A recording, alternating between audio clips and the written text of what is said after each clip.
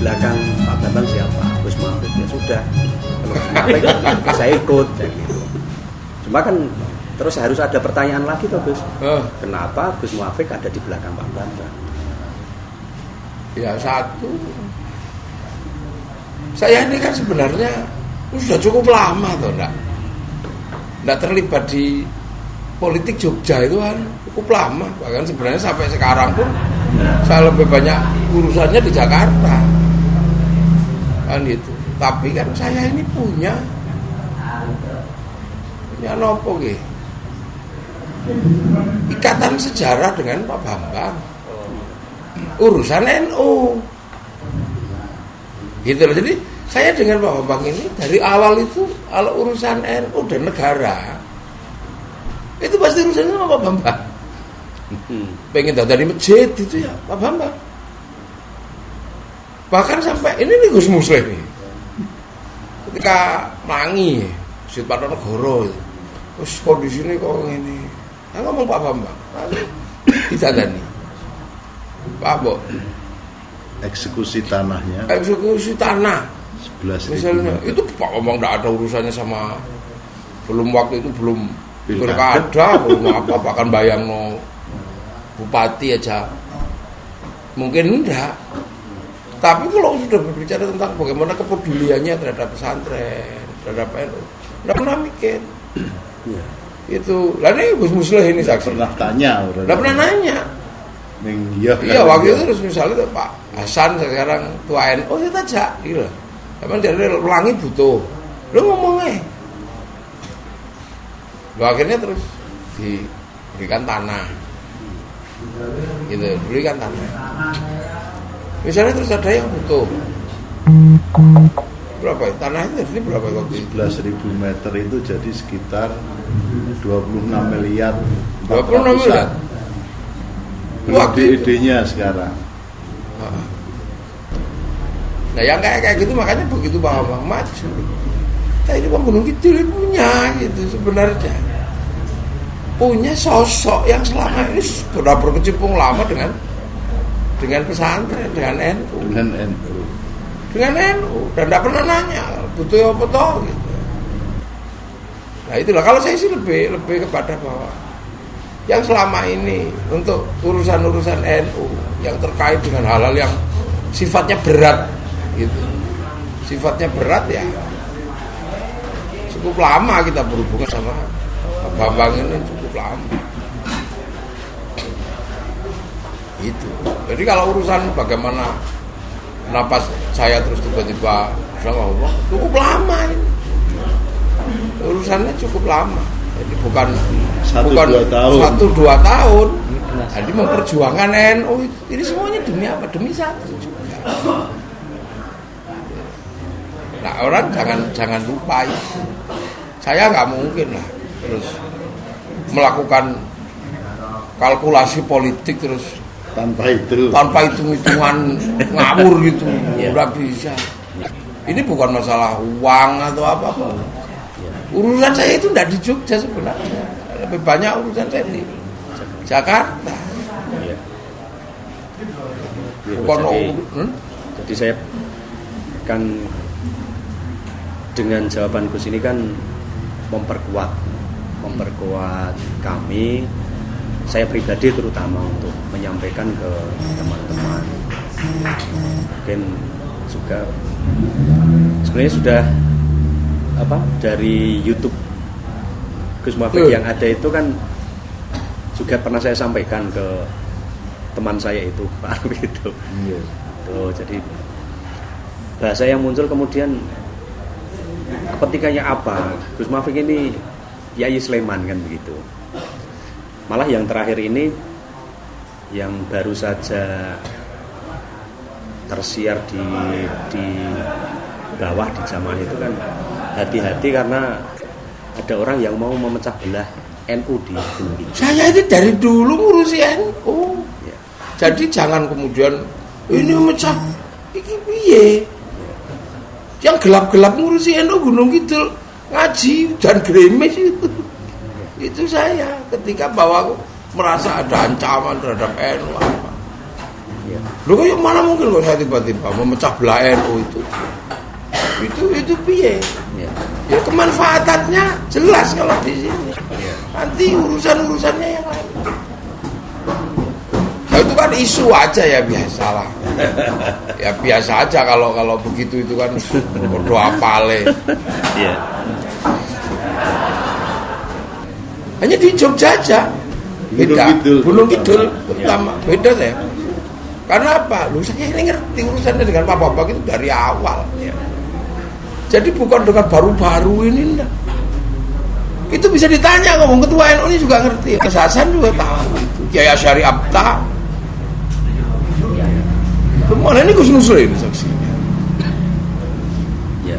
Jadi bukan kemudian karena ya ikhtiar karena menganggap akan menyelamatkan NU. Nah, saya juga ikhtiar. Beliau ini ngopinya wis kental itu. Jadi kalau urusan politik saya enggak kok terus kemudian karena hal-hal yang bersifat apa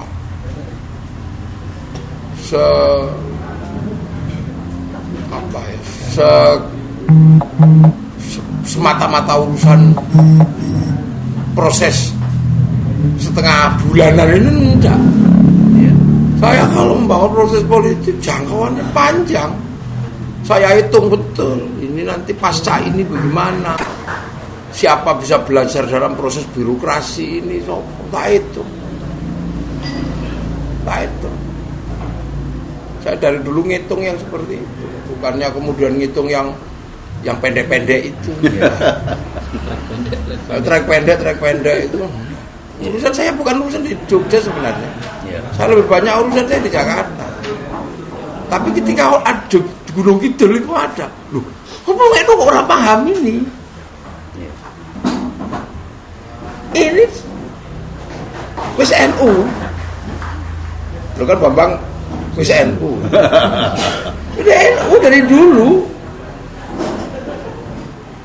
Dia NU.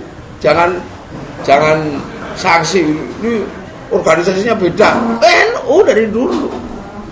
Dan apa yang dilakukan pasca jadi yang jamin. Tak jamin. Tentang NU Gunung Kidul. Lah NU Gunung Kidul. Nasibnya seperti apa kalau ke Pak Bambang? Ono garansinya. Ya. Saya bisa memberikan jaminan bahwa sak durunge dadi iki lho sing dikerjakan. Kan bisa dicek. Ya.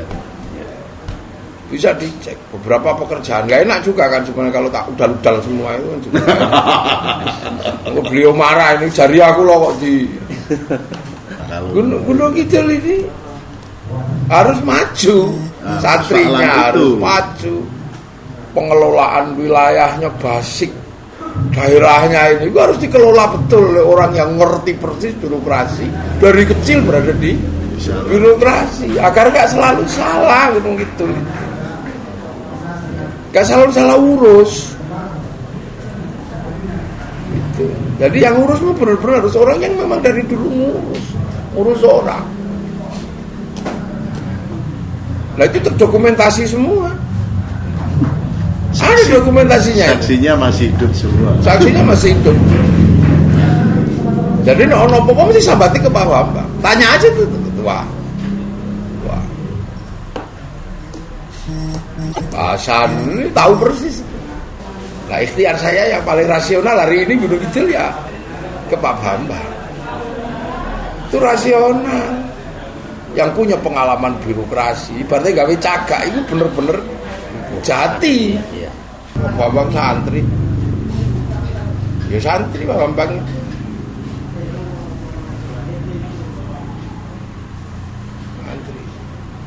Santri itu kan orang yang hatinya cenderung kepada yai. Nah kalau misalnya kemudian dulu gitu, terus orang-orang sepuh terus mendatangi, Bang gimana jadi pengurus wilayah NU, pasti belum mau.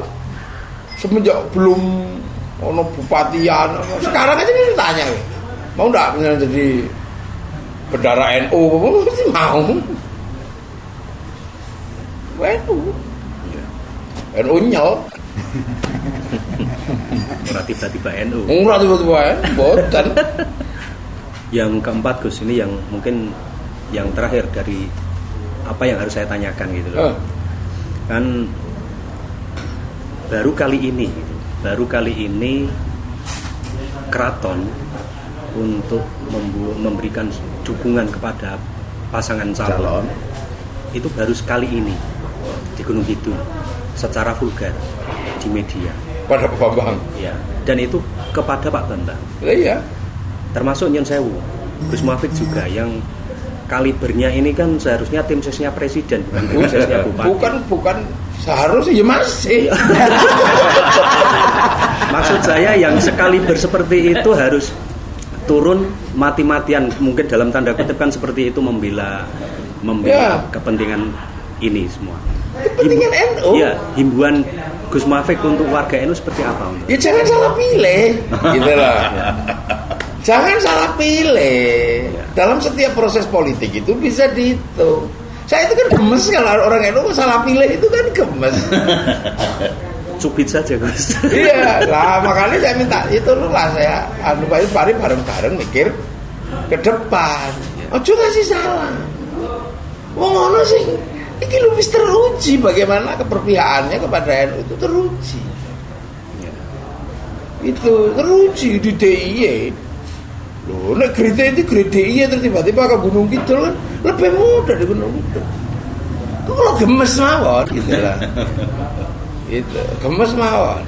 Sementara tantangannya di Gunung Kidul ini kan semakin keras. Ya. Tantangan Nadiyin ini kan semakin keras. Nah itu kan saya tahu persis. Kalau untuk kebutuhan tantangan taktis seperti itu, ya Pak Bambang. Nah keraton yang ngerti persis.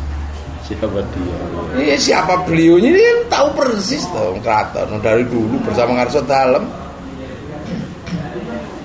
Gitu. Sampai ada yang nyebutnya itu Ngarso luar. Saya bisa ngitungkan. Artinya ada jaminan kepentingan NU juga didukung oleh keraton. Apa? Berarti ada juga jaminan bahwa kepentingan NU di Gunung Kidul kalau Pak Bambang jadi ada dukungan dari keraton. Loh ya bukan lagi ada jaminan, ya pasti didukung. Lah kan kita komunikasinya udah cukup lama. Ya. Kita komunikasinya kan sudah cukup lama. Jadi ini kan bukan komunikasi Instan. saya dengan Ngarso Dalem, saya dengan Gusti Mangku. Kalau keraton sudah memberikan dukungan secara vulgar kepada Pak Bambang ya, NU jangan menyelisih itu. Ojo gitu loh, ojo menyelisih. Harusnya ojo. Etikanya. Yeah. Kalau etikane. Jadi alal qadimi soleh wal akhdhu bil jadidil aslah itu kan ada. Iya. Ojo menyelisih itu. Kailok. Niki keluhan masyarakat alit ya Pak Bambang yang ngabundang. PR Mas Lepon ini. Kedah kula aturke. Waktu Pak Langgeng ten Sumur Wonodoyo itu juga saya sampaikan. Gunung Kidul ini kan petaninya itu kan nek mupuk namung setahun sepindah. Sementara Sleman, Bantul itu tanaman mereka menanam itu kan 1 tahun bisa 2 kali 3 kali. Persoalan pupuk mungkin tidak sebegitu berat yang dihadapi warga Gunung Kidul. Tahun ini pupuk sulit sekali. Konsepnya Pak ini gandeng penjenengan sing pendidikan kita terbuka ya. Iya. Kon tahu gitu dereng itu hasil pupuk karo raya terus sepira. Jadi pupuk niku nggo ayam apa nggo hasil? Menarik. Kenapa? Sik rumangsane dipupuk kita ijo-ijo. Ning hasilnya ya mung sakmono. Iya. Nek ora tak pupuk, hasilnya ya sakmono. Dadi pengaruh pupuk ini nang ayam apa nang hasil? Hasil. Ayam. Itu pertama. Artinya apa? Artinya sebenarnya konsep reklamasi tanah di Gunung Kidul itu sudah harus dilakukan dalam pengertian bahwa tanah kita itu serapan pada airnya sudah mulai tipis kan? Tanah di Gunung Kidul itu menyerap air itu sudah berbeda dengan zaman Mbah Wiwi. Lalu pemahaman pupuk masyarakat kita ini terimbas pada konteks ijo. Tapi saya tidak bisa mengatakan itu sebagai bagian, harus mekanismenya tetap harus berubah konsepnya itu. Kartu tani itu harus berubah. Karena apa? Bukan begitu modelnya. Saya sependapat dengan penjenengan bahwa di irigasi teknis kartu tani efektif, tapi di Gunung Kidul tidak efektif. Itu yang pertama. Terus yang kedua, saya ngomong nek Gunung Kidul ini bisa ditanduri setahun pisan itu siapa tuh? Kayak bahu loh, kayak bahu cilik ya ngono kuwi. Udan, tani kuwi telo, jagung, kuwi beda tahun ngono kuwi. Nek ketiga ora iso ditanduri kok. Mboten. Jare sapa? Mungkin Kidul pun saged ditanduri, Pak. Lho, kok ora iso ditanduri soalnya apa? Kok ora ana banyune apa ora tau digoleki banyune? Mboten dipadhasi. Nah, target kula digoleki banyune. Jadi target untuk tanaman itu harus tetap tidak hanya musim hujan. Saat ini kalau pun gawe meh 40 sumber lagi. Ya ini target. Nek ayam iki nek ayamnya itu ada di musim hujan nandur koyo biyen. Iku ayam ning tinggu gemari palos ya. Nek ketiga kudu gawe sayuran gitu gawe dengan pertanian modern. Kalau kita baca di Google misalnya, yang namanya irigasi tetes, itu irigasi yang cocok untuk daerah kering dimanapun di dunia. Namanya irigasi tetes. Artinya dia tidak butuh air banyak. 5 hektar 1 sumur ladang selesai. Tidak bentar jebut tadi. Iya. Lebih banyak digerakkan di dalam pertaniannya itu pakai adatnya ngeten iki. Iya. Ning adatnya itu tidak pernah dihitung. Janjane kebiasaan nandur telo, nandur jagung, nandur pari, nandur kacang. Ya hasilnya piro? Nek dihitung ora tau badhe. Tani nang gitu. Iya. Ning ayam. Nah, sing paling larang ayam niku. Sing paling larang. Dari penjaringan kagungan sapi bener. Belum betul. Dan ini sini dari kagungan sapi. Iya. Sapi si jinu pakannya pirang segini. Lebih dari 20 tekan 40. Iya. Niku nek sesasi sak yuta 200. Ukuran kemiskinan itu Mas, ming 300.000 ngono iki. Sebulan. Nek ngantek nggo tuku pakan sapi wis sak yuta 200 kok miskin ya ora bener. Mengukuran penjenengan ming 300.000. Nek tanggal kemarin iku batin apa ayam? Wah, ayam. Bakal nggo sapi entek sak motor didol badi ning ayam lah. Konsep yang ingin kita rubah itu merubah ayam jadi ayam tentrem. Yang paling sederhana. Saya tidak akan merubah total dari kebiasaan, tapi saya akan mengisi waktu luang di musim kemarau itu dengan teknologi sumur ladang. Nah, konsep saya begini. Sebenarnya yang beli pupuk itu siapa tuh? Petani. Petani itu bisa membeli naik kapan? Panen. Terus saiki petani dikon menyiapkan kartu taninya lewat BRI dengan distributor. Saiki nek umpama ben BRI ora rugi, sik nuku bank daerah lho. Itu konsep kula. Artinya apa? BRI itu berapa miliar sih? Oh 600 miliar dulu gitu. Ditopi karo BBD 600 miliar. BBD membagikan kepada petani, boleh bayar nek panen. Tak luwih enteng iki. Iya. Dan utang iki ora kadoan nggo kartu tani, saldo Anda tidak mencukupi, Gus. Lah wong tani iki petani gesek saldonya do kosong ora tau ngerti apa-apa. Iya. Itu yang harus dirubah. Bank daerah itu mengambil alih. Itu konsepnya. Ning niku konsep seandainya konsep kartu tani itu tidak bisa dirubah di pusat. Meskipun saya yakin daerah punya keberanian untuk menghandle kartu tani lewat bank daerah. Masalah air ini ora masalah. Sing masalah kuwi pengelolaane. Piye ora disalahgunakan wong dodolan tangki luwih badhe tinimbang dodolan meteran. Ya. Gitu? Ya. Angger wis arep Mei Juni ya cepat-cepat nyervisi mobil tangki. Ini ngoten niku. Gila, Ya. Mas. Lek golek banyu ning ndi ra ngerti pokoke tekan masyarakat 150 200. Dadi piro kuwi? Ambek koyo ngono kuwi ya diunggolek banyu. Teng Tepus niku rata-rata musim kemarau. Niku per kakak itu hampir 15 sampai 20 tangki. Ya ngeri tenan Gus. Asem wong dodolan tangki. Nah itu artinya apa? Loh apa tidak pernah selama ini pemerintah daerah itu berpikir tentang pentingnya sumur ladang, sumur apa? Padahal lahan-lahan Bali saya dari tahu di Demo, saking aneh. Nah ini kira orang renang tuh, terus ono song gilat, lu dari tahu Demo.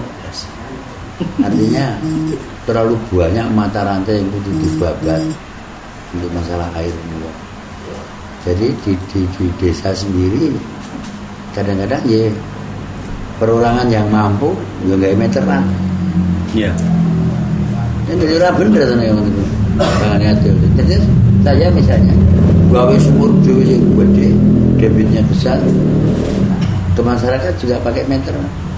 Atas nama kelompok, atas nama prinsipnya ya udah dewe. Mungkin jadi betul adil.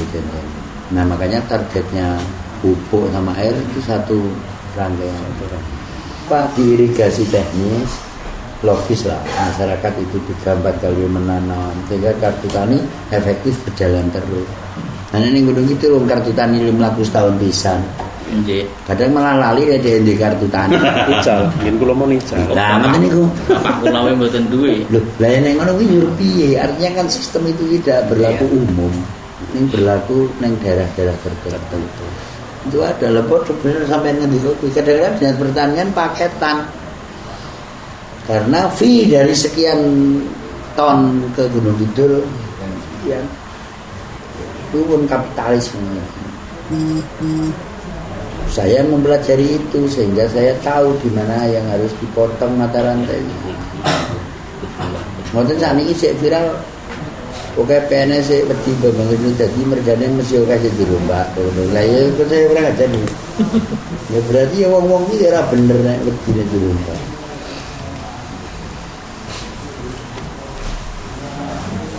Himbauan secara umum Gus Muafik di masyarakat Gunung Kidul dengan konsep-konsep Pak Bambang. Ya, Jangan salah pilih. jangan salah pilih yang lain. Ono Pak Bambang mau milih liyane. Yang tidak pernah penjaringan itu adalah besaran investasi sama birokrasi. Jadi saya juga tidak ngarang waktu milih Benyamin itu. Karena apa? Neng Gunung Kidul itu terlalu kecil pendapatan daerahnya. Neng 220 miliar PAD neng itu. Padahal wisatanya paling akeh, Luas wilayah. hutannya paling luas. Kenapa pendapatannya paling kecil? Regulasi ini kok gitu. Kulo gawe mangunan lho. Mangunan di sini neng Gunung Kidul kuwi ana 4 titik yang pengelolaannya kali kulo. Itu regulasinya 7525. 75 ke desa, yang 25 ke provinsi. Itu udah cepat maju dibandingin Pemda 75 desa sekali. Nah perdana dulu ngoten iku. Perdana Gunung Kidul. Tentang baron iki kamu nonton melih 75 Selawe ini nek jam 4 tekan esuk. Ning sing saka jam 8 tekan jam 4 itu 100% masuk Pemda. Baru jam 4 sampai jam 8 sebetulnya mau masuk Pemda, saya selalu masuk desa. Desa ini dibagi papat, kenapa? Darwis, desa, bundes. Nah, ya kelar mulai hasil sekot. Nah ini sih birokrasi. Nah dengan birokrasi yang seperti itu, regulasi yang memberi layanan lebih baik, saya butuh investor yang punya kenalan investor. Yo Benyamin kayak gitu aku. Neng Jakarta kaya ngono kiprae, neng Asia kaya ngono kiprae. Tapi kan tidak banyak orang tahu kiprahnya Benyamin di dunia usaha kayak apa. Nah ini sih kalau kenceng ini mendampingi aku gak butuh investasi karena yang mikir dari dia. Tapi saya tahu dia punya jaringan luas sekali. Lah apa bedanya yang gesing ternyata 40% dari tepian kawasan gue sudah dari wong gunung gitu. Jadi tegesnya investor kaya ngono kuwi mlebu ngono kuwi bukan investasi lagi, ini penguasaan kuwi. Nah itu makanya jadi banyak yang diceritakan gini bahasa Gus Mufid. Kita diskusi banyak dengan beliau dengan Rasulullah ya seperti itu. Hingga PR-nya wani ngaman gitu, wani nih jelas wani ngaman gitu. Bagaimana komunitas lokal itu terangkat, bagaimana itu pasang. Contohnya paling gampang kalau bunga-bunga. Mungkin aku jadi bupati sih nomor tidak lakukan apa? Saya membuat peraturan bupati kewajiban bagi hotel dan rumah makan. Makanan pembukanya pakai bahan lokal. Peraturan bupati nomor C meninggal ini. Tamu hotel nomor C sugih wedang teh karo telo. Entah telone harus dimasak lemet dimasak. Wajib. Nek ora capot ijine kok wedi. Kenapa? Saya pengen orang Gunung Kidul menyajikan telo ora ingah-ingi. Hasane ngoten iki, Gus. Oh, iya saya Pak wonten ing telo. Ayo nek ana bareng Bali ngono. Malas men. Karek wis 100 nek garing ya, Pak. Kan beda karo. Pak Bambang niki telo Gunung Kidul. Paling enak sak dunia. Gagah menyajikan telo. Niki telo. Enak dia, Pak. Gurih tur renyah. Nah harapan saya kayak teman-teman entah dari Avatar, Suro, NU sama Mas Fakih itu, ayolah bercerita tentang fakta tentang seperti itu. Bahwa yang dihadapi itu persoalan kita punya potensi fisik, kita punya potensi sosial, kita punya potensi ekonomi. Jadi belum dapat kebakaran. Nah yang paling menyedihkan ini yang saya umilin itu, pariwisata Gunung Kidul itu kan banyak Pak Bambang. Kalau bicara tentang pariwisata itu tidak hanya bicara potensi fisik, tapi sosial dan lingkungan. Faktanya masyarakat Gunung Kidul itu belum bisa total menerima potensi sosial dan lingkungan. 3.600.000 wisatawan. Itu wisatawan asingnya yang 119. Ya kenapa? Dia tidak mendapatkan apa-apa di Gunung Kidul. Kepingin bir, iso dikubir. Nah ini tuh Gus Munafik ini tindak Rusia. Wih anak keras lho ini. Ibu oleh. Kepentingannya kan beda. Pulang anaknya lomba voli pantai dan sepanjang, kemudian dengan dia sepanjang lomba voli 9 negara. Dan ini rampung bulatan pandemi yang berikut. Layar maju piye sih? Dan bukan orang Gunung Kidul. Saya geraknya di pandemi itu orang Gunung Kidul.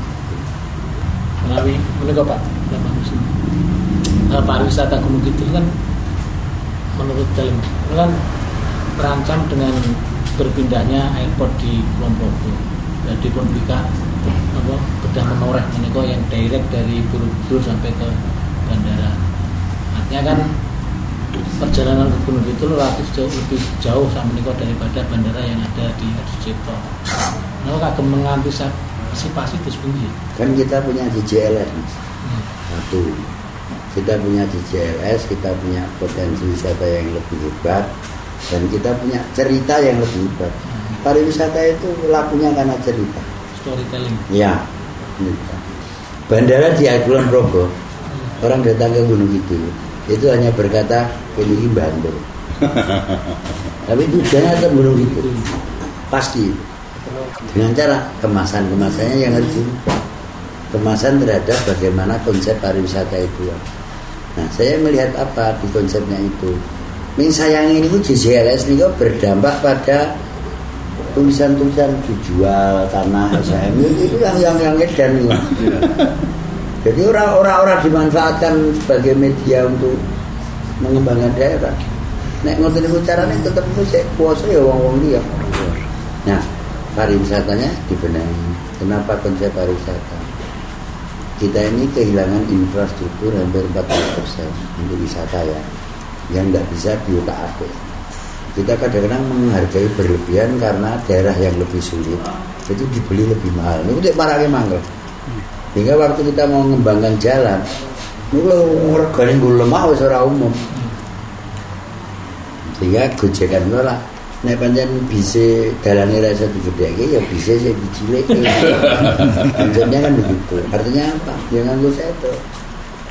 Lebih kecil. Artinya bis-bisannya ditampung dalam satu terminal gitu. Baru kita antar ke wisata dengan satu hotel kecil yang itu bisa diselenggarakan oleh BUMDes. Kados pengaturan lalu lintas itu memungkinkan sih. Sangat memungkinkan. Artinya kan sekarang itu naik dari Piungan sampai Patok itu kan jengkel kan. Antrinya kuat lah sementara kan betul pasir. Padahal di hari-hari weekend. Berarti kan wisatawan terus bete kan. Mas. Nah niku gerbang itu menjadi 4 mungkin. Jadi konsep gerbang Gunung Kidul itu sudah tidak boleh hanya mengandalkan satu. JJLS itu salah satu gerbang. Sekarang untuk yang daerah Ngoro-Ngoro kepada Meriksi kan sudah kita buat. Ini keistimewaan itu. Jalannya sudah besar, jembatannya jadi, tinggal Sleman yang membuat jalannya yang belum. Ini Gunung Kidul pun siap kabeh. Sleman jadi itu menjadi pintu gerbang. Ngawen dengan bayar pedi itu harus jadi pintu gerbang. Terus juga Pacitan ini itu harus pintu gerbang. Itu yang punya itu pun konsepnya. Menawi rekayasa menghibur misalnya angkutan itu hanya boleh beroperasi di jam-jam tertentu nggak memungkinkan. Itu tetap tidak menolong banyak. Tapi kalau angkutan untuk itu lewat JJL Sabeh itu baru bisa. Artinya untuk ini berdampak nanti biaya produksi. Silakan Mas Man. Tapi harus begitu, memang harus jalurnya harus ada yang spesifik itu. Nek gua harapannya ini ngoro-ngoro Meriksi ini loh. Yang jembatan Sembodo Handayan ini itu sebenarnya strategis sekali. Yang disayangin itu pribumi. Sektor utara itu kurang sentuhannya kurang menggigit kalau PMK. Rumah sakit itu lor ya ora. Makanya lor mungkin aja gunung itu. Maju mundur Gunung Kidul merko kowe aja lali